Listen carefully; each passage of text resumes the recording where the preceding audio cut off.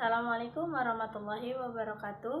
Sebelum kita masuk ke ruang lingkup kajian sosiolinguistik, alangkah baiknya kita memahami dulu apa itu sosiolinguistik. Sosiolinguistik merupakan cabang ilmu linguistik yang mengkaji tentang hubungan antar bahasa dan masyarakat penuturnya. Ilmu ini merupakan kajian kontekstual terhadap variasi penggunaan bahasa dalam komunikasi yang alami. Selanjutnya kita masuk ke ruang lingkup sosiolinguistik. Ruang lingkup sosiolinguistik terbagi menjadi dua. Pertama yaitu sosiolinguistik mikro, yang ruang lingkup sosiolinguistiknya berhubungan dengan kelompok kecil. Titik pusat pengkajiannya yaitu tingkah ujar yang terjadi pada kelompok-kelompok primer menurut sosiologi. Tingkah ujar dapat dimodifikasi oleh variabel-variabel seperti keakraban, pertalian keluarga, dan tujuan setiap anggota kelompok. Kedua yaitu sosiolinguistik makro, ruang lingkup sosiolinguistik yang berhubungan tentang perilaku bahasa dan struktur sosial. Kajian intinya yaitu komunikasi antar kelompok tentang penggunaan bahasa ibu dan bahasa lokal oleh kelompok-kelompok linguistik minoritas. Tujuan sosiolinguistik. Sosiolinguistik mempunyai tujuan yang luas dan interdisipliner, yaitu memadukan struktur linguistik dengan sosial dalam bentuk teori yang bisa menyatukan linguistik dengan ilmu-ilmu kemanusiaan melalui kajian tentang bentuk dan bahasa yang dipakai dalam konteks kehidupan sosial.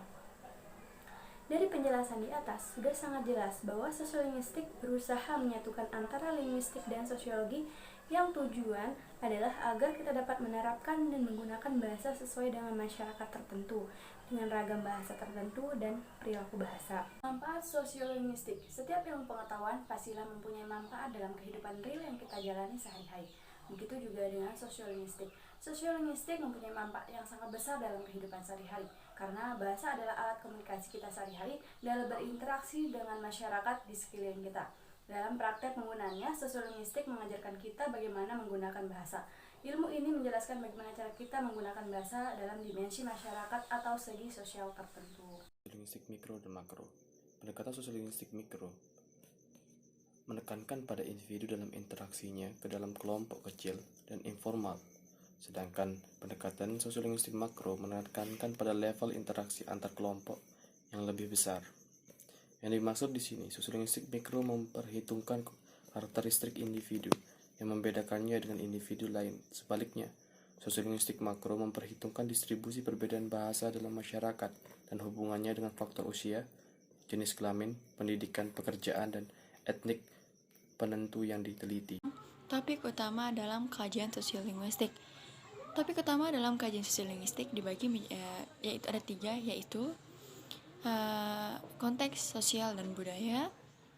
Yang kedua, hubungan antara ciri kebahasaan suatu bahasa, faktor sosial dan budaya. Yang ketiga yaitu tentang fungsi sosial bahasa dan penggunaan bahasa dalam masyarakat. Berdasarkan tiga topik ini, sosiolinguistik mengkaji topik-topik khusus seperti bahasa, dialek, undialek, reporter bahasa, masyarakat bahasa, kedwibahasaan, dan kegandaan bahasaan, fungsi kemasyarakatan bahasa dan profil sosiolinguistik, penggunaan bahasa, sikap bahasa, perencanaan bahasa, interaksi sosiolinguistik, bahasa dan kebudayaan. Fungsi sosiolinguistik. Lantas, apakah fungsi dari sosiolinguistik sebagai cabang linguistik yang mengkaji tentang budaya sosial, bahasa dan dalam masyarakat? Dalam ilmu yang saya peroleh, ada dua fungsi yang saya dapat. Di antaranya satu, sosiolinguistik menyadarkan kepada pemakai bahasa. Dalam pemakaian bahasa, ada variasi bahasa. Dan apa yang baku ternyata tidak selalu salah, seperti contohnya di atas. Dan yang kedua, sosiolinguistik juga menyadarkan kita bahwa terhadap suatu bangsa, seorang ada yang senang, tapi juga ada yang tidak senang. Jadi ada yang sikapnya positif dan juga ada yang sikapnya negatif. Sikap atau perasaan ini mempengaruhi orang itu dalam mempelajari bahasa tersebut.